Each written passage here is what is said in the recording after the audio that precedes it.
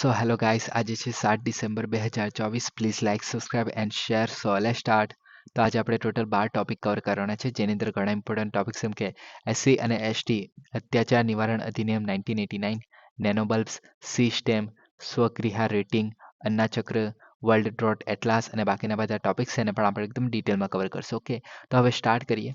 તો આપણો સૌપ્રથમ ટોપિક છે એસસી અને એસટી અત્યાચાર નિવારણ અધિનિયમ 1989. ઓકે, તો કેન્દ્ર સરકારે તાજેતરમાં લોકસભામાં શું જણાવેલું કે જે એસસી અને એસટી જે અત્યાચાર નિવારણ અધિનિયમ છે એના હેઠળ જે છે એક રીતે કેસોની સંખ્યા વધી રહી છે. ઓકે, હવે આ એક રીતે સારી વાત છે. કેમ કે આ જે છે વધતી જાગૃતિ, એટલે કે એસસી અને એસટી કેટેગરીમાં જે છે એક રીતે જાગૃતિ વધી રહી છે. એમનો જે આ અધિનિયમો છે એવા જે અધિકારો છે એમનો, ઓકે, તો એનો વ્યાપક પ્રચાર થઈ રહ્યો છે અને પોલીસ કર્મચારીઓની પણ ક્ષમતા નિર્માણ કરી રહ્યા છે. કે એને કારણે જે છે કેસો જે છે એક રીતે વધી રહ્યા છે એ લોકો દ્વારા. ઓકે, એટલે કે લોકો જે છે કેસ નોંધાવવા સુધી જાય છે. ઓકે, બાકી પહેલા રજિસ્ટર પણ નતા થતા. ઓકે, તો એક રીતે સારી વાત કહેવાય. ઓકે, હવે આના વિશે આપણે વાત કરીએ આગળ. તો કે આનો હેતુ શું છે? તો કે એસસી અને એસટી જે છે તો એના જે સભ્યો છે એના વિરુદ્ધ એસસી અને એસટી સિવાયના જે વ્યક્તિઓ છે, ઓકે, એટલે કે general category, OBC category, okay, તો મતલબ જે જનરલ લોકો છે, ઓકે, તેમના દ્વારા જે અત્યાચારો કરવામાં આવે છે, ઓકે, તો એના જે છે એક રીતે ગુનાઓ ગણવામાં આવે છે. ઓકે, પ્લસ એ ગુનાઓને સજાની પણ જોગવાઈ કરવામાં આવે છે આ અધિનિયમ હેઠળ.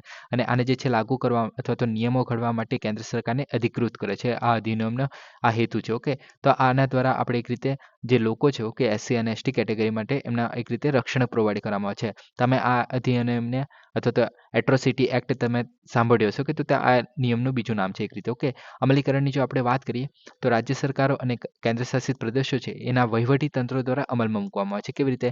કે ધારો કે આપણે વાત કરીએ મતલબ કોઈ પણ વાત કરીએ કે જેમ કે શું કહે કે રાઇટ ટુ પ્રાઇવસી છે અથવા તો રાઇટ ટુ ઇન્ફોર્મેશન છે. ઓકે, તો એ જે છે આર્ટિકલ આપણે મૂળભૂત અધિકારમાં આવે છે. કે આર્ટિકલ 21 જે આપણે કહે છે રાઇટ ટુ લાઈફની અંદર આપણે એવું કીધું છે કે રાઇટ ટુ તમારે જે છે બધું જાણવાનો અધિકાર છે, ઇન્ફોર્મેશન જાણવાનો અધિકાર છે. ઓકે, પણ એના માટે સ્પેસિફિક આપણે એક્ટ બનાવ્યો છે કે right to information act 2005. Okay, તો એના હેઠળ જે છે એક રીતે એન્ફોર્સ કરવામાં આવે છે. ઓકે, એટલે કે તમારી પાસે અધિકાર તો હતો જ, ઓકે, પણ એને જાણવા માટે તમારી પાસે એક એક્ટ હોવો જોઈએ, એન્ફોર્સ કરવા માટે એક્ટ હોવો જોઈએ. ઓકે, તો એના દ્વારા જે છે અમલીકરણ કરવામાં આવે છે. એમાં એ પ્લેસમાં આવે છે વહીવટી તંત્ર. ઓકે, તો એ અધિકારનો ઉપયોગ કરીને અથવા તો એ એક્ટનો ઉપયોગ કરીને એના દ્વારા અમલ કરવામાં આવશે એ વસ્તુનો. ઓકે, તો એના માટે જે છે ઇમ્પોર્ટન્ટ બને છે. ઓકે, અસરકારક અમલીકરણ માટે કેન્દ્રીય પ્રાયોજિત યોજના. ઓકે, કેન્દ્રીય પ્રાયોજિત યોજના એટલે કે સેન્ટ્રલ સેક્ટર સ્કીમ કહી શકાય. ઓકે, તો એના હેઠળ જે છે કેન્દ્રીય સહાય પણ આની અંદર પૂરી પાડવામાં આવશે. ઓકે, આગળ વાત કરીએ આની અંદર તો કે ગુનાઓ, તો કે આની અંદર જે છે એસસી અને એસટી, ઓકે, તો બંને કેટેગરીમાં મતલબ એકબીજા, ધારો કે એસટીનો એક વ્યક્તિ છે અને બીજી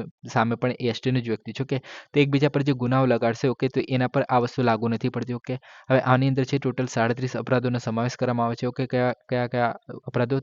જેમ કે આર્થિક થઈ ગયા, લોકશાહી રીતે થઈ ગયા, સામાજિક અધિકારોનો ઇનકાર થઈ ગયો. ઓકે, હવે સામાજિક અધિકારોનો ઇનકારની જો આપણે એક્ઝામ્પલ તરીકે વાત કરીએ, ઓકે, કે ધારો કે કોઈ એસટીનો વ્યક્તિ છે, એસટી જાતિનો વ્યક્તિ છે, ઓકે, આદિવાસી વ્યક્તિ છે, ઓકે, અને એ જાય છે સિટીમાં. ઓકે, અને ત્યાં જે છે રૂમ રેન્ટ પર મતલબ ભાડે પર લેવાની ટ્રાય કરે છે. ઓકે, અને જે ભાડાનો માલિક છે, મતલબ સોરી ઘરનો જે માલિક છે, ઓકે, તો એ જે છે ના કહી દે છે કે ભાઈ તું એસટીનો કેટેગરીનો છે એટલે તું મતલબ નીચી કાસ્ટનો છે એટલે હું તને આપું નહીં. ઓકે, તો એક રીતે આનું જે સામાજિક અધિકાર હતો, ઓકે, તો એનું એક રીતે સ્વાભિમાન છે, એનું સન્માન છે. ઓકે, તો તેને આપણે એક રીતે નુકસાન થયું. ઓકે, તો એને જે છે ગુનો ગણીને પછી અને જે મકાન માલિક છે એને આપણે સજા કરી શકીએ છીએ. ઓકે, એ જે છે એના વિરુદ્ધ કેસ ચલાવી શકે છે કોર્ટમાં. ઓકે, તો એને કારણે આ વસ્તુ ઇમ્પોર્ટન્ટ બને છે. ઓકે, ત્યારબાદ આગળ વાત કરીએ તપાસની.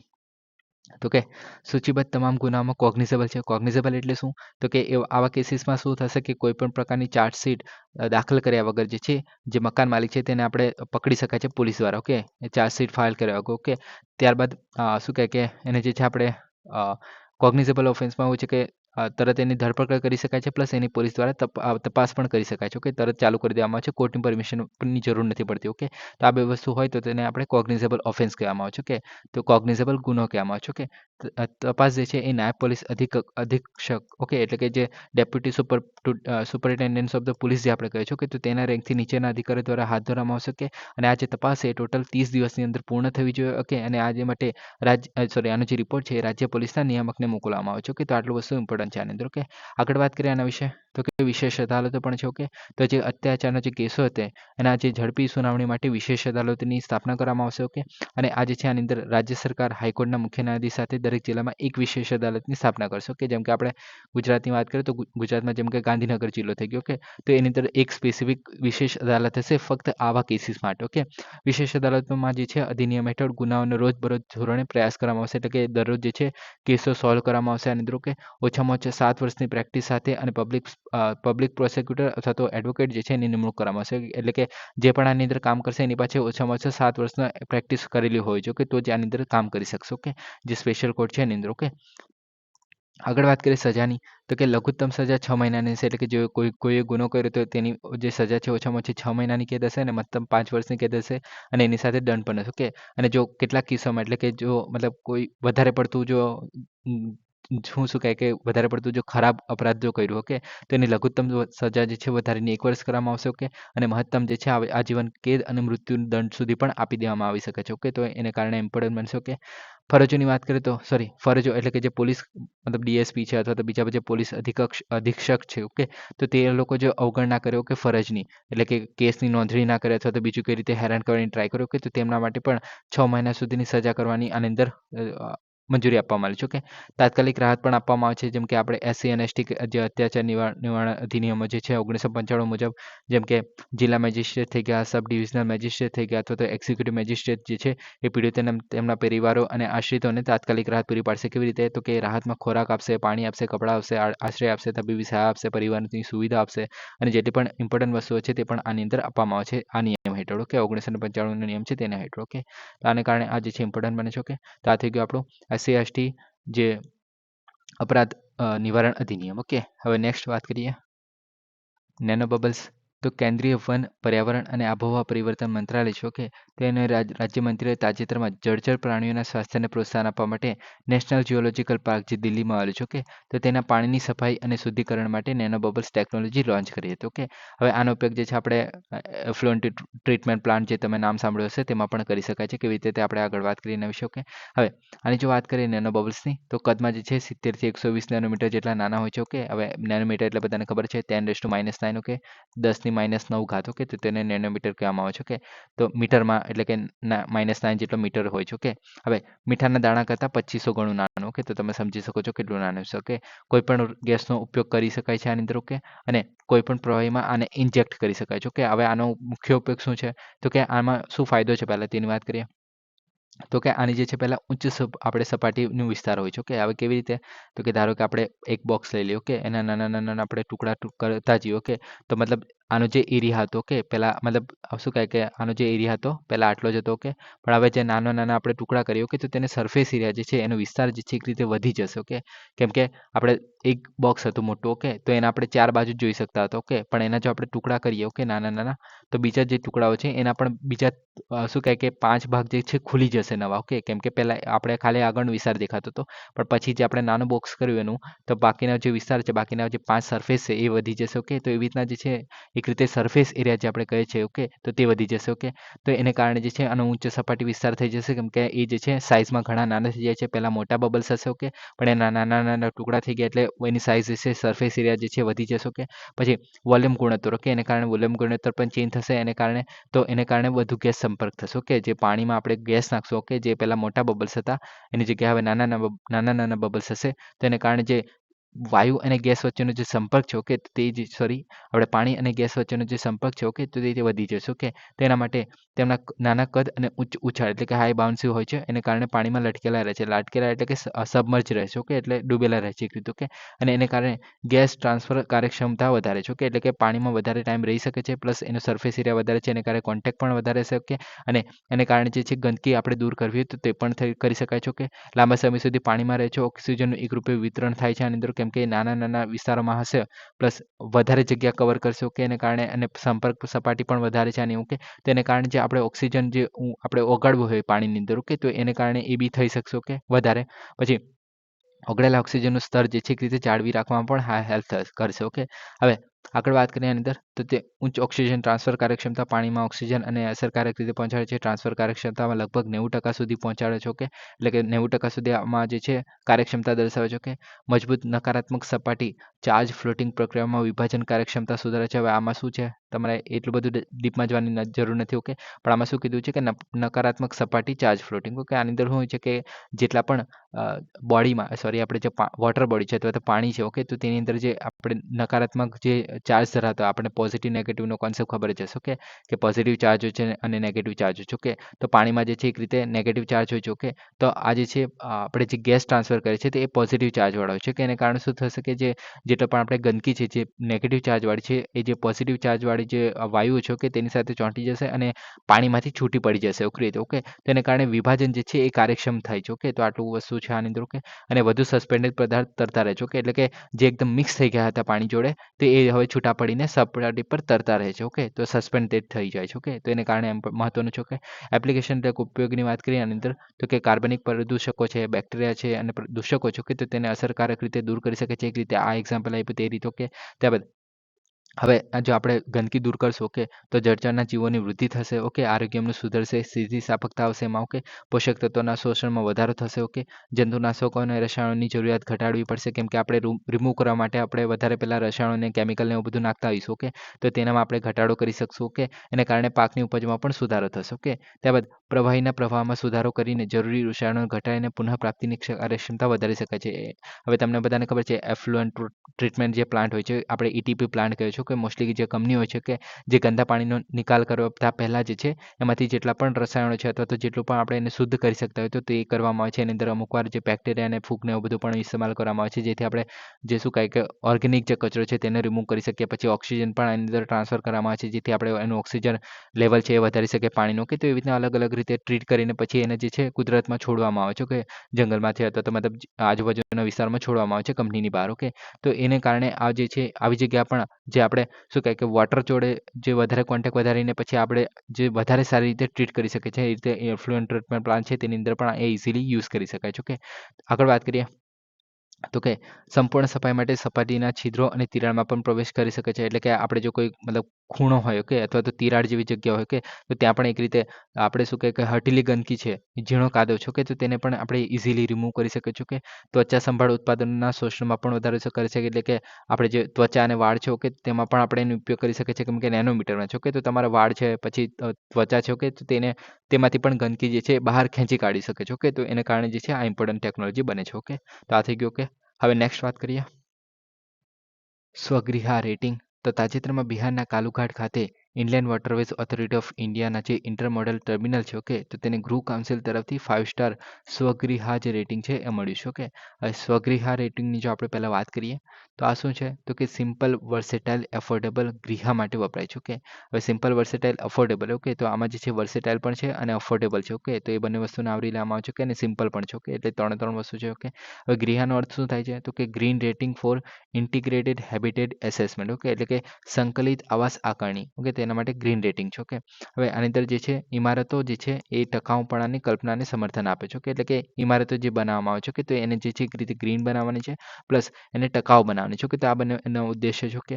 હવે આનો હેતુ શું છે તો કે રહેઠાણી મતલબ ઇમારતો છે, વ્યાપારની જે કચેરીઓ છે, મોટેલ્સ છે, દવાખાનાઓ છે, શાળાઓ છે, તો એવી જે નાની નાની એકલ ઇમારતો છે કે એના માટે માર્ગદર્શન કમ રેટિંગ સિસ્ટમ વિકસાવવાની છે. ઓકે, મતલબ વિકસાવવામાં આવેલી છે. ઓકે, આ જે છે તે ઓકે આ જે છે સ્વગૃહ રેટિંગ સિસ્ટમ છે. ઓકે, તે જે છે માર્ગદર્શન કમ રેટિંગ સિસ્ટમ છે. ઓકે, અને પર્યાવરણના અસરો છે એને ઘટાડવાનો હેતુ છે. ઓકે, નાના વિકાસની ઉપયોગ કરીને. ઓકે, મતલબ જે નાની નાની બિલ્ડિંગો છે તેનાથી આપણે પર્યાવરણ પર જે આટલી પણ અસરો થાય છે તેને ઘટાડવાનો હેતુ છે. ઓકે, હવે આ કોને લાગુ પડે છે તો કે 2500 ચોરસ કિલોમીટર જે નાના જે પ્રોજેક્ટ્સ હોય કે જેમ કે શાળા થઈ ગઈ તો એ બધા વ્યક્તિઓ મતલબ ઇમારતો છે તેને લાગુ પડે છે. ઓકે, આની અંદર ટોટલ જે છે 14 જેટલા માપદંડો છે 5 પેટા જૂથોમાં આવરી લેવામાં આવે છે. કયા કયા જૂથો છે જેની અંદર તો કે આર્કિટેક્ચર ને ઉર્જા થઈ ગઈ, પાણીને કચરો થઈ ગયો, સામગ્રી થઈ ગઈ, લેન્ડસ્કેપ થઈ ગયું, જીવનશૈલી થઈ ગયું. ઓકે, તો આ 5 પેટા જૂથોમાં ટોટલ જેટલા 14 જેટલા માપદંડો આવરી લેવામાં આવે છે. કે એના માપદંડોના આધારે મતલબ એની અંદર ટોટલ જે છે પોઈન્ટ્સ આપવામાં આવે છે અને જે છે કોઈ પણ શું કહે કે 50 જેટલા પોઈન્ટ હોય. ઓકે, કોઈ પણ પ્રોજેક્ટ થઈ ગયા અથવા તો ઇમારત થઈ ગઈ. ઓકે, તો તેને જે છે એક રીતે પ્રોજેક્ટ હાંસલ કરી શકે તેવા ટોટલ જે છે 50 પોઈન્ટ હોય છે. ઓકે, તો આ રીતે જે છે ત્યારબાદ એને રેટિંગ આપવામાં આવે છે કે કેટલું સારું અથવા તો ખરાબ પરિણામ કરેલું છે. ઓકે, અને એક સરળ ઓનલાઈન સાધન છે. ઓકે, તો આને કારણે આ જે છે મૂલ્યાંકનકાર માટે ઇઝી પણ પડે છે. ઓકે, આગળ વાત કરીએ કાલુઘાટ ઇન્ટરમોડલ ટર્મિનલ વિશે. ઓકે, તો રાષ્ટ્રીય જળમાર્ગ 1 જે છે ગંગા નદીની ક્ષમતામાં વધારો કરવા માટે inland waterways authority of India છે એના દ્વારા બનાવવામાં આવેલું. ઓકે, તો આ જે છે એક રીતે નેશનલ વોટરવેઝ 1 છે. ઓકે, તેના પર આવેલું છે કાલુઘાટ ઇન્ટરમોડલ ટર્મિનલ. ઓકે, બિહારમાં છે, પટના પાસે. ઓકે, એક રીતે આગળ વાત કરીએ પર્યાવરણ ટકાઉપણાની, તો કે આ જે છે એક રીતે એને 5 સ્ટાર રેટિંગ મળ્યું છે. કેમ? તો કે એને જે છે ટર્મિનલ નિર્માણ દરમિયાન કે જ્યારે આ બનતું હતું ત્યારે એને જે છે ફાઇબર રિસાયકલિંગ કરી શકાય તેવા ચશ્મા, પેઇન્ટ અને સેનેટરી ફિક્સર્સ. ઓકે, તો એવી બધી જે રિસાયકલ કરી શકાય તેવી સામગ્રીનો સુનિશ્ચિત ઉપયોગ કરેલો, એના કારણે એને 5 સ્ટાર રેટિંગ આપવામાં આવેલું છે. ઓકે, એ કેમ કે પર્યાવરણ ટકાઉપણાને સુનિશ્ચિત કરીને કારણ કે તમે જોઈ શકો છો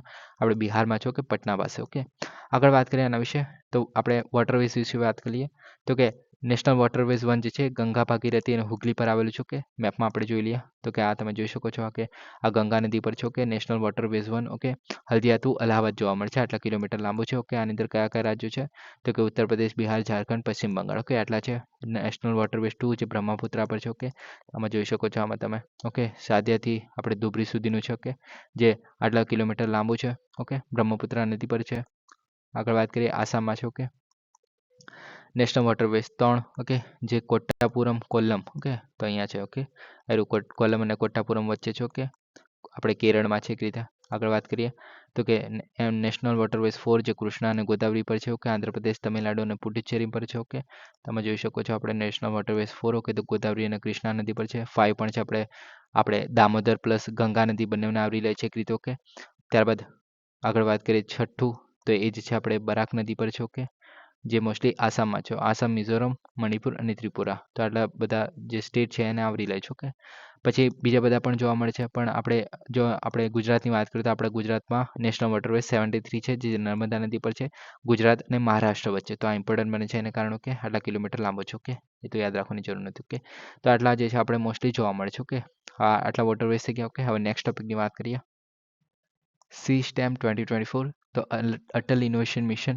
નીતિ આયોગ હેઠળ સ્વીડનની એમ્બેસી ખાતે વિજ્ઞાન નવીન કચેરી છે ત્યાં સી સ્ટેમ 2024નું સફળ નિષ્કર્ષણ જાહેર કરવામાં આવ્યું. ઓકે, હવે સી સ્ટેમની જો આપણે વાત કરીએ તો અટલ ઇનોવેશન મિશન અને સ્વીડન એમ્બેસી જે છે તેના દ્વારા વાર્ષિક કાર્યક્રમ છે આ. ઓકે, અને આ જે છે આની અંદર સ્ટેમની અંદર મહિલાઓને યોગદાનની ઉજવણી કરે છે. ઓકે, આની અંદર સી છે. ઓકે, સી એટલે કે મહિલાઓની વાત કરવામાં આવે છે. ઓકે, હવે સ્ટેમનો અર્થ શું થાય છે તો કે સી એસ એટલે કે વિજ્ઞાન એટલે કે સાયન્સ. ઓકે, ટી એટલે ટેકનોલોજી, એ એટલે એન્જિનિયરિંગ અને એમ એટલે મેથ. ઓકે, તો આટલી વસ્તુનો સમાવેશ થાય છે. તો એની અંદર જ જે કારકિર્દીની શોધખોળ કરવા માટે પ્લસ જે નવા લોકો છે તેને પેઢીઓને પ્રેરણા આપવા માટે જે છે આ મોસ્ટલી ઉજવવામાં આવે છે. ઓકે, હવે આની અંદર પડકારો એટલે કે શું હતો આની અંદર તો કે ગ્રેડ 6 એટલે કે 6 થી 12મા ધોરણના જે વિદ્યાર્થીઓ છે એમને બેટરી ટેકનોલોજી અને એનર્જી સ્ટોરેજમાં છે એક રીતે પોતાના જે વિચારો છે એ સબમિટ કરવા માટે આમંત્રિત કરવામાં આવેલા લોકો દ્વારા. ઓકે, અને આને જે છે એક રીતે ભારત અને નોર્ડિકના જે શ્રેષ્ઠ પ્રોજેક્ટો છે એમાં જે એક રીતે ઉર્જા ઉકેલોને આગળ વધારવા માટે ટકાઉપણુંને પ્રોત્સાહન આપવા માટેનો લક્ષ્ય છે. ઓકે, તો તેમાં એક રીતે ઇન્કલકુટ કરવામાં મતલબ એ લોકો દ્વારા એક રીતે શું કહી શકાય કે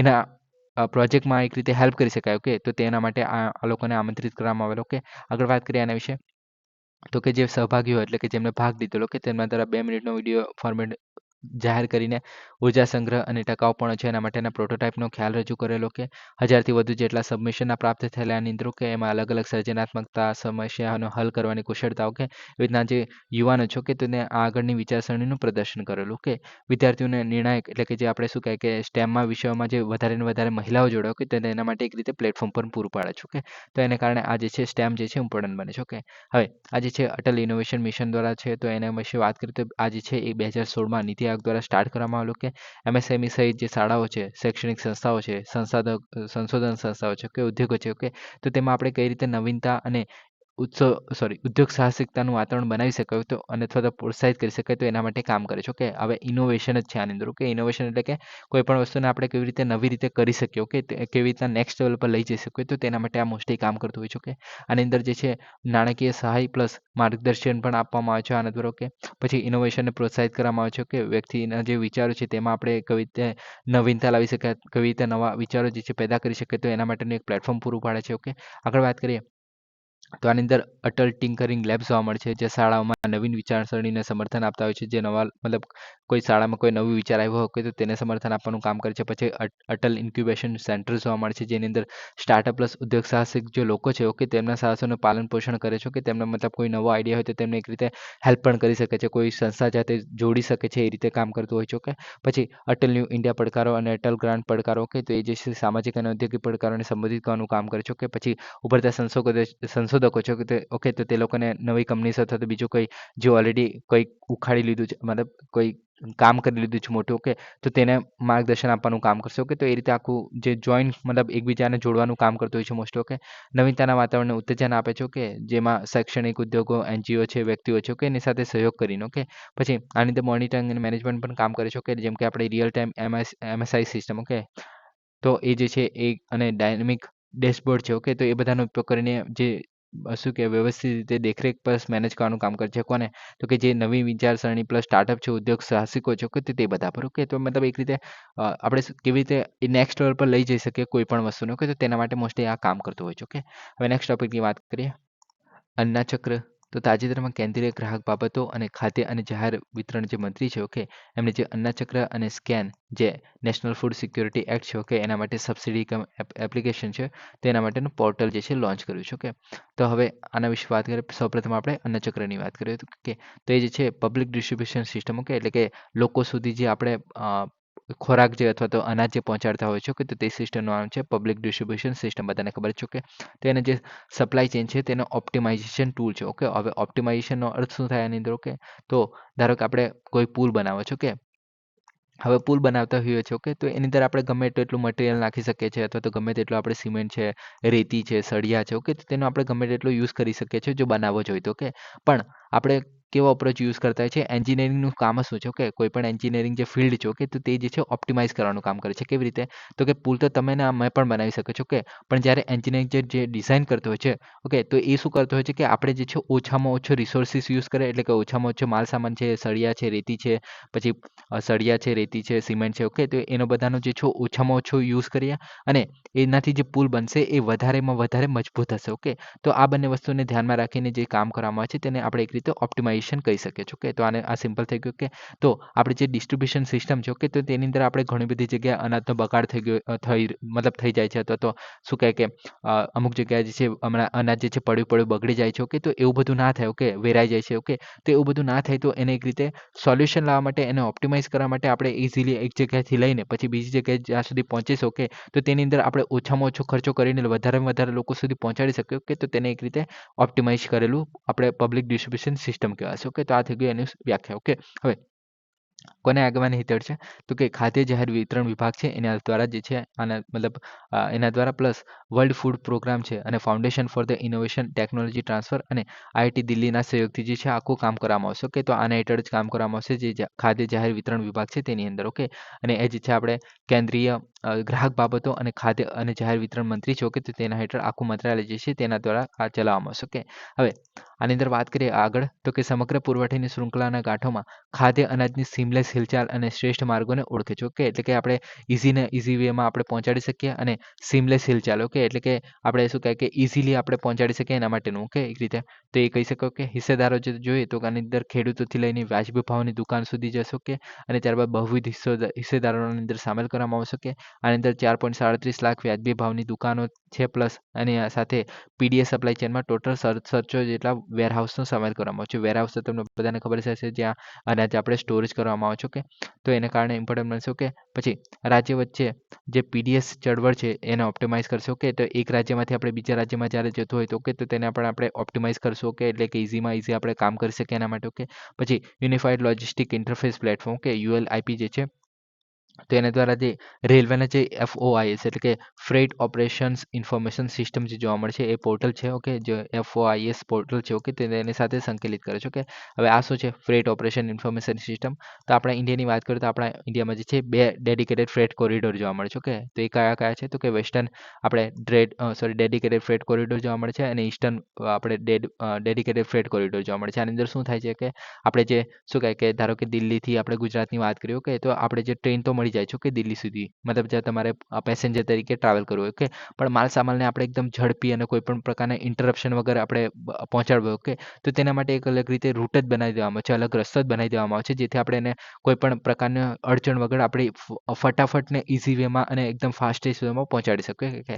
તો એના માટે જે છે એક રીતે આ ડેડિકેટેડ ફ્રેટ કોરિડોર જોવા મળે છે, ઓકે. હવે આ આપણે જો શું કહેવાય વેસ્ટર્નની જો આપણે વાત કરીએ તો એ જે છે આપણે પાલઘરથી આપણે મુંબઈથી એક રીતે મુંબઈથી જે છે આપણે અહીંયા કયું દાદરી સુધી જોવા મળે છે, અને ઈસ્ટર્ન વાળો જે છે એ લુધિયાના પંજાબથી આપણે અહીંયા આપણે વેસ્ટ બંગાળમાં અહીંયા કયું ડંકુની જે છે ત્યાં સુધી જોવા મળે છે, ઓકે. તો આટલી જોવા મળે છે, પ્લસ બીજા બધા બીજા બધા કોરિડોર પણ વિકસાવવામાં આવી રહી છે ધીમે ધીમે. અત્યારે આ જે છે બે જે ફ્રેટ કોરિડોર છે એ જે છે ઇમ્પોર્ટન્ટ છે, ઓકે. તો આ યાદ રાખવા તમારે, મતલબ આમાં શું કરવામાં આવશે કે આની સાથે આપણે જોડીને તો આપણે શું કહે કે ઇઝીલી અનાજ પણ આપણે પહોંચાડી શકીએ છીએ. જો આપણે માલ સામાન પહોંચાડી શકતા હોય એના યુઝ કરીને, તો આપણે આનેથી પણ આપણે અનાજ જે છે આપણે અલગ અલગ રાજ્યમાં ઇઝીલી પહોંચાડી શકીએ છીએ, એના કારણે ઇમ્પોર્ટન્ટ બને છે, ઓકે. આગળ વાત કરીએ પીએમ ગતિશક્તિ સાથે આ જે છે એકીકરણ કરવામાં આવશે, ઓકે. તો એફવીએસ અને વેરહાઉસના ભૌગોલિક સ્થાનો ધરાવે છે આની અંદર, ઓકે. ત્યારબાદ ફાયદા શું છે આની અંદર, તો કે 30 રાજ્ય રૂટ ઓપ્ટિમાઇઝેશન થશે, ઓકે. હવે કેવી રીતે કે ધારો કે આપણે શું કહે કે ધારો કે પહેલાં આપણે ગુજરાતથી કોઈ સામાન લઈ જવું છે મહારાષ્ટ્રમાં, ઓકે, મધ્યપ્રદેશમાં લઈ જવું છે, ઓકે. હવે તો આપણે કઈ જગ્યાએ તો કે આપણે શું કહે કે આમથી રાજસ્થાનમાંથી લઈ જઈ શકીએ છીએ, તો આવી રીતના મુંબઈમાંથી બી લઈ જઈ શકીએ છીએ, તો અહીંયા સીધી પણ લઈ જઈ શકીએ, ઓકે. તો આવી રીતના જે અલગ અલગ જગ્યાએથી ફરીને જાય તો આપણે એક રીતે એક સીધો રસ્તો બનાવી દઈએ તો એનાથી આપણે જે ખર્ચો છે બચી શકાય, ઓકે. તો એક રીતે આ ઉદાહરણની વાત કરું છું, ઓકે. તો એ રીતે જે છે આપણે 250 કરોડના અંતરની બચત કરી શકીએ છીએ જો આપણે ખાલી રસ્તા જ આપણે સીધી રીતે ડિસાઇડ કરી દઈએ તો, ઓકે. તો એને કારણે પણ એક રીતે મહત્વનું બને છે, ઓકે. વિશ્વના સૌથી મોટા ખાદ્ય સુરક્ષા કાર્યક્રમની ઝડપી અને કાર્યક્ષમ સુધારો કરીને લગભગ 81 કરોડ જેટલા લાભાર્થીઓનો ફાયદો થશે, ઓકે. પછી આનાથી પર્યાવરણને પણ લાભો છે, જેમ કે આપણે પેટ્રોલને બધાનો યુઝ ઓછો કરશું, સમયનો આપણે ઓછો યુઝ કરશું, લોજિસ્ટિક ખર્ચ જે છે એટલે કે એક જગ્યાએથી બીજી જગ્યાએ લઈ જવામાં જે ખર્ચ થાય છે તેને આપણે ઘટાડી શકશું, ઓકે. પરિવહન સંબંધિત જે ઉત્સર્જન છે એમાં ઘટાડો થશે, એટલે કે આપણે જે આપણે શું કહે કે કાર્બન જે ઉત્સર્જન થાય છે તેને પણ આપણે ઘટાડી શકશું, ઓકે. તો આ બધા ઘણા બધા ફાયદા જોવા મળે છે, એને કારણે આ જે છે મહત્વનું બને છે, ઓકે. આગળ વાત કરીએ સ્કેનની, ઓકે. સ્કેન જે છે એક રીતે NFSA એટલે કે નેશનલ ફૂડ સિક્યુરિટી એક્ટ છે, એના માટે સબસિડી ક્લેમ એપ્લિકેશન છે, એના માટેનું પોર્ટલ છે, ઓકે. તો આની અંદર શું છે કે રાજ્યો દ્વારા જે આપણે સબસિડીના દાવાઓ કરવામાં આવે છે, ઓકે. તો એ જે દાવાઓ છે, ઓકે, તો એ જે છે એના માટે એક સિંગલ વિન્ડો પ્રોવાઈડ કરે છે, ઓકે. એટલે કે આ સિંગલ વિન્ડો પર એટલે કે સ્કેન પોર્ટલ પર જઈને કોઈ પણ રાજ્ય છે એ અનાજની માંગ કરી શકે છે કે ભાઈ અમારા રાજ્યમાં આટલા અનાજની જરૂર છે, એવી રીતના આપણે વાત કરીએ, ઓકે. તો એ જે છે આપણે DFPD, ઓકે, તો જે ખાદ્ય અને જાહેર વિતરણ વિભાગ છે, ઓકે, તો તેના દ્વારા એ જે છે રાજ્ય દ્વારા જે દાવો કરવામાં આવી રહ્યો છે તેની ચકાસણી કરશે અને પછી એને મંજૂરી આપશે, ઓકે. અને ત્યારબાદ જે નિયમ આધારિત પ્રક્રિયા છે તેનો ઉપયોગ કરીને ફૂડ સબસિડી જે છે એના અને પ્રકાશન પ્લસ એને પટાવટ માટે એન્ડ ટુ એન્ડ વર્કફ્લો ઓટોમેશનની ખાતરી કરે છે, ઓકે. એક રીતે બધું જે છે આપણે એક વેબસાઇટ પર અથવા તો પોર્ટલ પર આપણે સોલ્યુશન લાવી દઈશું, ઓકે. તો એને કારણે જે છે એમ મહત્વનું બને છે, ઓકે. તો તમારે ખાલી એટલું યાદ રાખવાનું છે કે સ્કેન પોર્ટલ અને અન્નના જે ચક્ર છે, ઓકે, તો એને એ જ બંને સાથે મળીને એક રીતે શું કહે કે પબ્લિક ડિસ્ટ્રીબ્યુશન સિસ્ટમ છે એને મજબૂત બનાવવાનું કામ કરે છે, ઓકે. તો આ થઈ ગયું, ઓકે. હવે નેક્સ્ટ ટોપિકની વાત કરીએ, વર્લ્ડ ડ્રોટ એટલાસ. તો વર્લ્ડ ડ્રોટ એટલાસ મુજબ 2050 સુધીમાં લગભગ 75% વસ્તી જે છે દુષ્કાળથી પ્રભાવિત થશે, ઓકે. હવે આના વિશે વાત કરીએ તો આ જે છે યુરોપિયન કમિશન જોઈન્ટ રિસર્ચ સેન્ટરના સહયોગથી United nation convention to Combat Desertification દ્વારા શરૂ કરવામાં આવ્યું છે, ઓકે. હવે આ જે છે સમજાવે છે, શું સમજાવે છે કે દુષ્કાળ જે છે એ માનવ પ્રવૃત્તિઓ દ્વારા જોડાયેલું છે, ઓકે. એટલે કે માનવ પ્રવૃત્તિઓ કરવામાં આવે છે, ઓકે. મતલબ જે આપણે એન્થ્રોપોજેનિક એક્ટિવિટી જે કહે છે કે માનવ પ્રવૃત્તિઓ જે છે તો એના કારણે જે દુષ્કાળના જોખમો જે છે વધી રહ્યા છે, ઓકે. હવે આની અંદર 5 મુખ્ય ક્ષેત્રોમાં જે છે દુષ્કાળના અસરોનું પૃથ્થકરણ કરવામાં આવે છે કે કયા 5 ક્ષેત્રોમાં, તો કે પાણીનો પુરવઠા પર, કૃષિ પર શું અસર થાય છે, હાઇડ્રોપાવર પર શું અસર થશે, ઇનલેન્ડ નેવિગેશન પર શું અસર થશે, ઇકોસિસ્ટમ પર શું અસર થશે. તો આ 5 વસ્તુને આવરી લેવામાં આવે છે, ઓકે. હવે આ જે છે કેસ સ્ટડીઝ પણ આની અંદર જોવા મળે છે, જેમ કે 21 કેસ સ્ટડીઝ જે છે અત્યાર સુધીમાં કરવામાં આવી છે, ઓકે. જે દર્શાવે છે કોઈ પણ દેશ કદ અથવા તો GDP જે છે એ દુષ્કાળથી સુરક્ષિત નથી, ઓકે. તો આ જે છે દુષ્કાળ તો આવવાનું છે એવું માની લીધું છે, ઓકે. તો એ દુષ્કાળથી આપણે કેવી રીતે બચાવી શકીએ, ઓકે, એની તૈયારી કેવી રીતે કરવી, તો એના પર મહત્વ પર ભાર મૂકે છે, ઓકે. આ એટલાસ જે છે, ઓકે. આની અંદર અમુક પગલાં પણ લેવામાં આવે છે, જેમ કે જે પ્રણાલીગત દુષ્કાળના જોખમો છે એનું સંચાલન ઘટાડવા અથવા તો અનુકરણ કરવા માટે નક્કર પગલાં લેવા જોઈએ, ઓકે.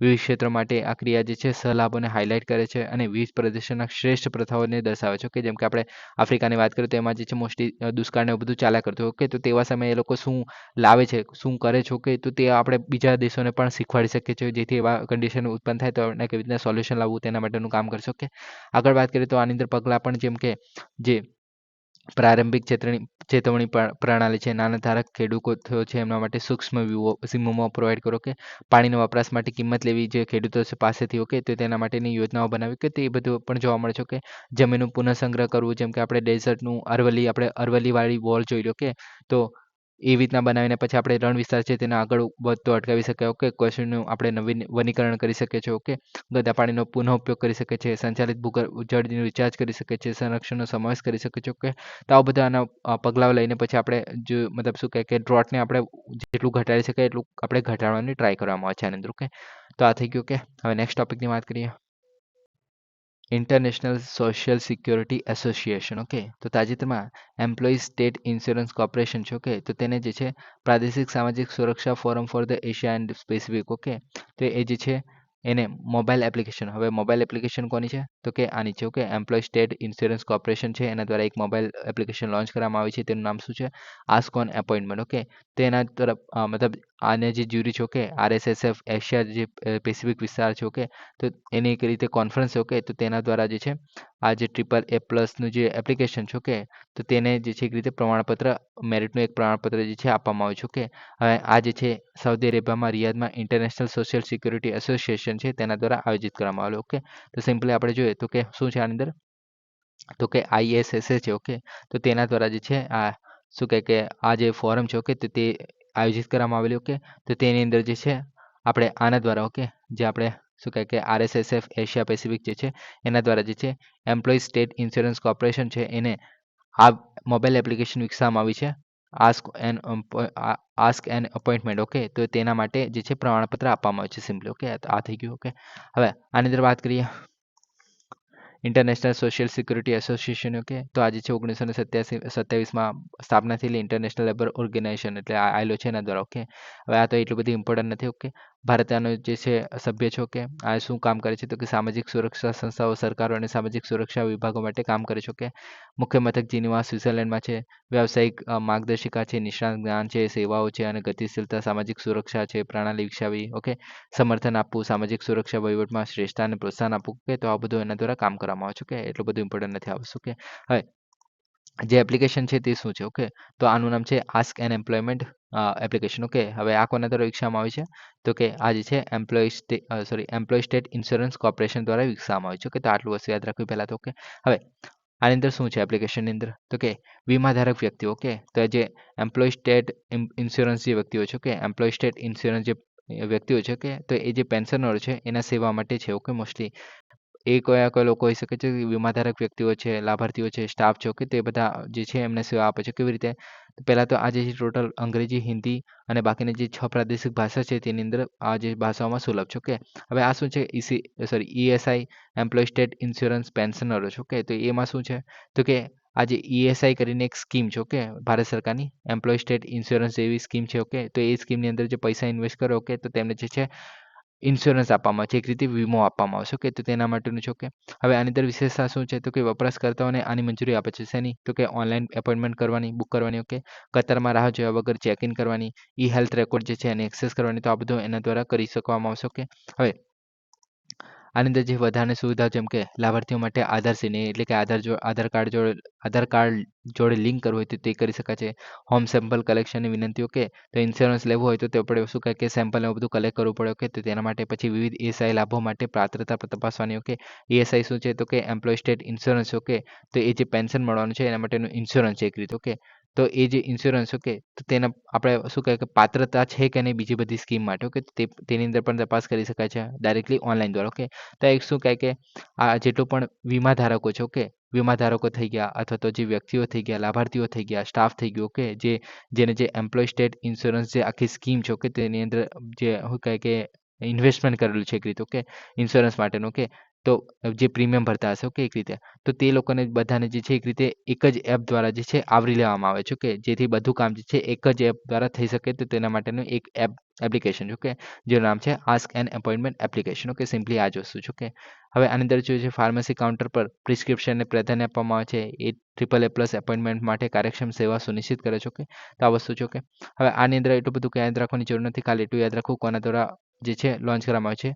તો કે આસ્ક એન એપોઇન્ટમેન્ટ એપ્લિકેશન જે છે એ ફક્ત એમ્પ્લોય સ્ટેટ ઇન્સ્યોરન્સ કોર્પોરેશન છે એના દ્વારા બહાર પાડવામાં આવે છે ઓકે. તો આ થઈ ગયું ઓકે. હવે નેક્સ્ટ ટોપિકની વાત કરીએ.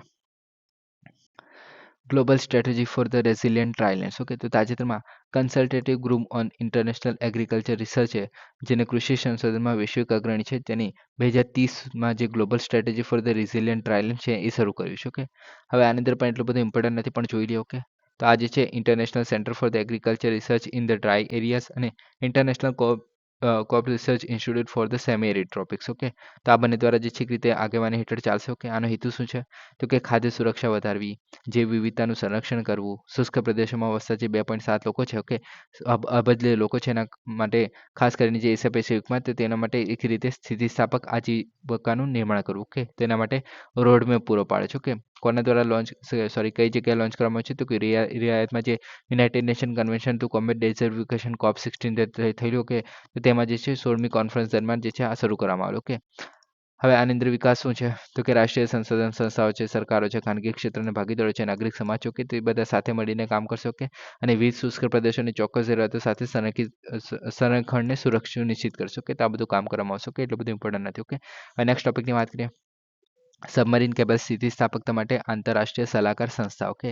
તો તાજેતરમાં જે સબમરીન કેબલ સ્થિતિસ્થાપકતા માટે ઇન્ટરનેશનલ એડવાઇઝરી બોડીની જે શરૂઆત કરવામાં આવેલી ઓકે, તેના જે પડકારો છે એને સંબોધવા માટે સબમરીન જટિલ ઇન્ફ્રાસ્ટ્રક્ચરની સતત સ્થિતિસ્થાપકતાને સુનિશ્ચિત કરવા માટે કરવામાં આવી હતી ઓકે. આ મતલબ આ સિમ્પલ એવું છે કે જે આપણે શું કહે કે સમુદ્રમાં જે આપણે કેબલ બિછાવીએ છીએ ઓકે. તમે આયર્નમેન મૂવી જોયો હશે, તેની અંદર પણ જે આયર્નમેન છે, આયર્નમેન 2 મૂવી છે ઓકે. તો તેની અંદર જે છે પાણીની અંદર જે છે આપણે શું કહે કે વેલ્ડિંગ કરતો હોય છે ઓકે.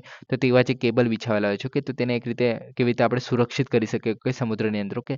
તો તેના માટેના એક રીતે કોન્ફરન્સ અથવા તો સંસ્થા કહી શકો ઓકે. તો આની અંદર શું છે?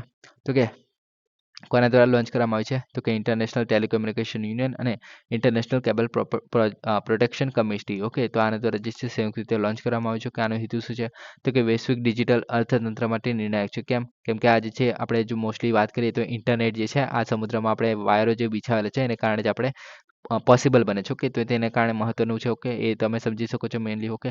આગળ વાત કરીએ તો સભ્યો કોને કહે છે? તો ટોટલ જે છે 40 સભ્યોનો સમાવેશ કરવામાં આવે છે એની અંદર ઓકે. જેમ કે આની અંદર મંત્રીઓ છે, નિયામકારી અધિકારીઓ છે, વડાઓ થઈ ગયા, ટેલિકોમ્યુનિકેશનના વરિષ્ઠ નિષ્ણાતો થઈ ગયા ઓકે. તેવી રીતે બધા લોકોને જે છે આવરી લેવામાં આવે છે આની અંદર ઓકે. આગળ વાત કરીએ તો મીટિંગ્સ પણ જોવા મળે છે. આંતરરાષ્ટ્રીય નીતિઓ, ઇન્ફ્રાસ્ટ્રક્ચર અને ક્ષેત્ર પ્રયાસોના અંગો ચર્ચા કરવા માટે ઓકે. દ્વિવાર્ષિક બેઠક જોવા મળે છે ઓકે. આ યાદ રાખવાની જરૂર નથી એમ તો ઓકે. કાર્યની વાત કરીએ તો ખબર જ હશે શું કરવાનું છે? તો કે કેબલની સ્થિતિસ્થાપકતા વધારવાની ઓકે. સરકારો અને ઉદ્યોગોમાં શ્રેષ્ઠ પ્રથાઓને પ્રોત્સાહન આપો, એટલે કે અલગ-અલગ દેશો પાસે જે ઇમ્પોર્ટન્ટ વસ્તુ પડી હોય કેબલ રિલેટેડ ઓકે, તે બીજાને શેર કરવું ઓકે. ઝડપી સમારકામ કેવી રીતે કરવું, પછી આપણે એને સારી રીતે કેવી રીતના સમુદ્રમાં પહોંચાડવી ઓકે. પછી આજીવિકા મતલબ જે આ કેબલ બિછાવવાનું જે કામ કરે છે ઓકે સમુદ્રમાં, તો તેની સાથે જેટલા પણ લોકો જોડાયેલા છે ઓકે, તો તેના પર જે નિર્ભર લોકો છે ઓકે, તેમની જરૂરિયાતોને પૂરી કરવી, એની જે આપણે જમાવટ, જાળવણી અને સંરક્ષણ માટે જવાબદારોને સહાય કરવી ઓકે. તો એ બધું જોવા મળે છે ઓકે. પછી પર્યાવરણીય જોખમોને લગતા જે પડકારો છે એનો સામનો કરવા માટે વ્યૂહાત્મક માર્ગદર્શન પૂરું પાડે ઓકે. તો એ બધું જોવા મળે છે ઓકે. હવે આની અંદર ઇન્ટરનેશનલ કેબલ પ્રોટેક્શન કમિટીની વાત કરીએ તો એની જે 1958માં સ્થાપના થયેલી ઓકે. આની અંદર સબમરીન કેબલ ઉદ્યોગ સાથે સંકળાયેલી જે સરકારો અને વ્યાપારી સંસ્થાઓ છે એના માટે વૈશ્વિક મંચ એટલે કે બધાને એકસાથે લાવે છે ઓકે. ટેકનિકલ, કાનૂની અને પર્યાવરણ માહિતી આદાન પ્રદાનને સરળ બનાવે છે ઓકે. તો એને કારણે આ મહત્વનું બને છે ઓકે. તો આ થઈ ગયું. હવે નેક્સ્ટ ટોપિકની વાત કરીએ. National council for the vocational education and training okay. નામ પરથી જ ખબર પડે છે શું? તો કે નેશનલ કાઉન્સિલ છે શેના માટે? તો કે વોકેશનલ અને એજ્યુકેશન અને ટ્રેનિંગ માટેનું ઓકે. તો એને જે છે ભારતીય રાષ્ટ્રીય અવકાશ promotion and the authorisation centre છે એને એવોર્ડિંગ બોડી તરીકે સત્તાવાર રીતે માન્યતા આપે છે ઓકે. તો આ તો ઇમ્પોર્ટન્ટ નથી, પણ આ ઇમ્પોર્ટન્ટ છે. National council for the vocational and education training okay. તો આ જે છે મોસ્ટલી કૌશલ્ય વિકાસ અને સાહસિક મંત્રાલય છે ઓકે. તો તેના દ્વારા જે છે સ્થાપવામાં આવેલું ઓકે. ક્યારે? તો કે 5 ડિસેમ્બર 2018 ઓકે. હવે આનો હેતુ શું છે? શું કામ કરે છે? તો કે ટેકનિકલ અને વોકેશનલ એજ્યુકેશન આપે છે અને ટ્રેનિંગ આપે છે કેવા ક્ષેત્રમાં? જેમાં ગુણવત્તા સુનિશ્ચિત કરવાના હેતુથી નિયમનકારી સંસ્થા છે ઓકે. એટલે કે નિયમન કરશે ઓકે. હવે ઓપરેશન તારીખ જોઈએ તો 1 ઓગસ્ટ 2020ના દરમિયાન જે છે સંપૂર્ણ રીતે કાર્યરત થઈ ગયેલું ઓકે. યાદ રાખવાની જરૂર નથી ઓકે. હવે આની અંદર કાર્ય શું છે તો કે વ્યાવસાયિક શિક્ષણ આપે છે, તાલીમ અને કૌશલ્ય અને ઇકોસિસ્ટમ માટે ધોરણો નક્કી કરે છે અને વ્યાપક નિયમો બનાવવાનું કાર્ય કરે છે. એટલે કે જે વોકેશનલ અને જે શું કહે કે કૌશલ્ય પ્રોવાઈડ કરતી જે સંસ્થાઓ છે તો તેના માટે એક રીતે સ્ટાન્ડર્ડ નક્કી કરે છે કે ભાઈ તમારે આટલી આટલી વસ્તુ શીખવાડવાની છે, તમારે આ નિયમ ફોલો કરવાનો છે. તો તે બધું વ્યવસાયિક શિક્ષણ અને તાલીમના જે ગુણવત્તા અને પરિણામો સુધારવાનો હેતુ છે આનંદ એટલે કે આપણે કેવી રીતે લોકોને વધારે વોકેશનલ ટ્રેનિંગ આપી શકાય. જેમ કે આપણે ઇન્ડસ્ટ્રીની વાત કરી તો કોઈ વ્યક્તિ છે એને આપણે ચોપડી જ્ઞાન તો આપી દઈએ છીએ, પણ ત્યાં જે કંપનીમાં જઈને શું કામ કરવાનું છે એક્ઝેક્ટલી તો તેનું નોલેજ નથી હોતું. તો એને જે એક રીતે પ્રેક્ટિકલ નોલેજ આપવાની ટ્રાય કરવામાં આવે છે જે અલગ અલગ જે સંસ્થાઓ જોવા મળે છે જે પ્રેક્ટિકલ નોલેજ આપતી હોય છે તો તેના નિયમો બનાવવાનું કામ કરે છે અને એક રીતે રેગ્યુલેટ કરવાનું કામ કરે છે. તો તેને કારણે ઇમ્પોર્ટન્ટ બને છે. ભૂમિકાની વાત કરીએ તો રાષ્ટ્રીય કૌશલ્ય વિકાસ એજન્સી જોવા મળતી હતી અને ત્યારબાદ national council of the vocational training જોવા મળતી હતી. તો આ બંનેને એક રીતે મિક્સ કરીને પછી આ જે નવી સંસ્થા જે છે national council of the vocational education training જો આપણે જોવા મળે છે તે બનાવવામાં આવી છે. આગળ વાત કરીએ તો કે લાંબા અને ટૂંકા ગાળાની જે વ્યવસાયિક શિક્ષણ અને તાલીમ બંનેમાં સામેલ વ્યાવસાયિક જે શિક્ષણ છે અને સંસ્થાઓ છે એના વિકાસ, ગુણધર્મ સુધારવા અને નિયમોની જવાબદારી તો આ બધું જે શું સોંપવામાં આવે છે. આ બધું એટલું બધું યાદ રાખવાની કંઈ જરૂર નથી. તમારે ખાલી આઈડિયા હોવો જોઈએ કે શેના માટે શું છે. તો કે આ જે છે મોસ્ટલી જેટલી પણ જે તાલીમ પ્રોવાઈડ કરતી જે સંસ્થાઓ છે તેને એક રીતે રેગ્યુલેટ કરવાનું કામ કરે છે. આની અંદર લઘુત્તમ ધોરણો સ્થાપિત કરશે, એક રીતે સ્ટાન્ડર્ડ આપણે ફિક્સ કરશો ઉચ્ચ સ્તરના જે કુશળ માનવબળનું ઉત્પાદન કરવાનું હેતુ છે. એટલે કે જેટલા પણ લોકો જે ઇન્ડસ્ટ્રીમાં કામ કરી રહ્યા છે તો તેને આપણે હાઈ સ્કિલ આપણે એમ્પ્લોય જનરેટ કરી શકીએ તો તેના માટેનું કામ કરે છે. આપણે અલ્ટિમેટલી જોઈએ તો આ થઈ ગયું. નેક્સ્ટ ટોપિકની વાત કરીએ તો પુનંત સંગુછુ પુનત સંગછુ 2 જે છે હાઇડ્રો પાવર પ્રોજેક્ટ છે તો ભારત અને ભૂટાન વચ્ચે છે. તો આ બંને મતલબ પૂર્ણતાને આરે છે. એક રીતે આના વિશે વાત કરીએ તો કે 1 gigawatt run of the river જે છે હાઇડ્રો ઇલેક્ટ્રિક પાવર જનરેટિંગ સુવિધા છે. તો કે 1 ગીગાવોટ જેટલો આપણે પ્રોવાઈડ કરશે એક રીતે પશ્ચિમ ભૂટાનના વાંગડુ ફ્રોન્ડાક જે જિલ્લો છે જેમાં પુનાંગતાંગ છુ તે જે નદી છે તેના જમણા કાંઠે છે. હવે આ જે છે પુનંગતાંગ છુ પુનત સંગ છુ તો એ જે 2 છે એને હાઇડ્રો ઇલેક્ટ્રિક પ્રોજેક્ટ ઓથોરિટી છે તો તેના દ્વારા જે છે વિકાસ કરવામાં આવી છે. ભૂટાન રોયલ સરકાર અને ભારત સરકાર વચ્ચે આંતર સરકારી કરાર દ્વારા છે. હવે આની અંદર જે છે ભારત સરકાર જે છે 30% જેટલું અનુદાન પ્રોવાઈડ કરશે અને 70% લોન આપવાની છે. અને 70% લોનમાંથી 10% જે છે દર વર્ષે જે છે આપણે શું કહે કે 6 વર્ષના અંતરાલ પર 2 હપ્તામાં એક રીતે અર્ધવાર્ષિક હપ્તાઓ પર જે છે જે ભૂતાનની સરકાર છે ભારત સરકારને આપશે. એક રીતે રિટર્ન કરશે જે વ્યાજ છે તે. કમિશન કર્યા પછી 2 વર્ષ માટે જે ઓથોરિટી હતી કઈ ઓથોરિટી તો કે આ જે ઓથોરિટી છે તેની પાસેથી આપણે ભૂતાન જે રોયલ સરકાર છે એની પાસે થઈ જશે આખો પ્રોજેક્ટ. તો એ રીતે છે. આગળ વાત કરીએ બાંધકામ તો આ બધા યાદ રાખવાની કંઈ જરૂર નથી શું ડિટેલ્સ છે આની અંદર. વીજળી જોઈએ તો ચાલુ થવા પછી વાર્ષિક અંદાજે આટલા મિલિયન યુનિટ વીજળી જે છે ઉત્પન્ન કરવાની અપેક્ષા છે. આ થઈ ગયું. અને નેક્સ્ટ ટોપિકની વાત કરીએ Indian national trust for the art and culture heritage. તો સુપ્રીમ કોર્ટે જે છે મૈસૂર શહેરમાં જે 2 હેરિટેજ ઇમારતો હતી તો એમાં જે છે આર્ટિકોલોજીકલ સર્વે ઓફ ઇન્ડિયા અને Indian national trust for the art and culture છે તો આ હેરિટેજ જે છે એને જે છે અરજી કરેલી તેને ફગાવી દીધી છે. હવે આના વિશે વાત કરીએ તો આ શું છે Indian national trust for the art and culture heritage. તો નામ પરથી ખબર પડશે કે બિનલાભકારી સંસ્થા છે એ શું કામ કરી હશે તો કે ભારતના જે વિશાળ પ્રાકૃતિક નિર્મિત અને જે સાંસ્કૃતિક વારસો છે તો તેનું રક્ષણ અને સંરક્ષણ કરવાનું કામ કરતી હશે. વારસાના સંરક્ષણ અને જાળવણી માટે સમર્પિત ભારતની સૌથી મોટી બિનલાભકારી સંસ્થા છે. સમગ્ર દેશમાં 228 જેટલા પ્રકરણો અને વિશ્વની સૌથી મોટી હેરિટેજ સંસ્થામાંની એક છે. હવે આની અંદર જે વિભાગો જોવા મળે છે જેમ કે આર્કોલોજીકલ હેરિટેજ છે, કુદરતી વારસો છે કલા અને સામગ્રી વારસો છે તે મતલબ જેટલું પણ આપણે જે શું કહે કે રાજા મહારાજાનું છે પછી જેટલું પણ પ્રાકૃતિક કહી શકાય છે કલા રિલેટેડ થઈ ગયું તો તે બધાને એક રીતે સાચવવાનું કામ કરે છે. હવે આનું મુખ્યાલય જે છે નવી દિલ્હીમાં છે. વારસા વિશે જાગૃતિ ફેલાવી પ્લસ શહેરો, નગરો અને ગામડામાં જે ઉત્સાહી સ્વયંસેવકો છે એક રીતે તે બધા સાથે જોડીને પછી એ લોકો જે છે એક રીતે ધ્યાન રાખવાનું કામ કરતા હોય છે. તો આ થઈ ગયું. તો આજ માટે આટલું જ છે. Please subscribe, like and share. Thank you for listening. જય હિન્દ, વંદે માતરમ.